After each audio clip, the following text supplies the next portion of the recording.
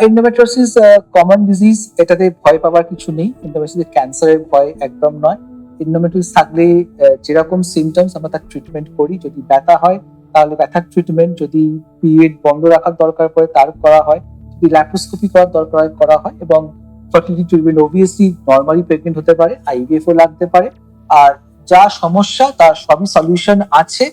তাই always think positive. আর কি, এই মন খারাপ করা, ডিপ্রেশন, এইটাকে যেন না থাকে। এই রোগগুলো সম্বন্ধে আমরা আলোচনা করছি, এই নয় যে আপনাদেরকে আরো ভয় পাবেন। আমরা এই ভয় কাটাবার জন্যই কিন্তু এই পডকাস্ট গুলো করা হচ্ছে। তাই যদি আপনারা এই পডকাস্ট গুলো দেখে কোন রকম চিন্তা ভাবনা এমন হয় যে আপনি ভয় পাচ্ছেন, আপনারা আমাদেরকে প্রশ্ন করুন, আমরা তার উত্তর দেব এবং আমরা ইন্ডিভিজুয়ালি জানাবো আপনাকে আপনার প্রবলেম নিয়ে।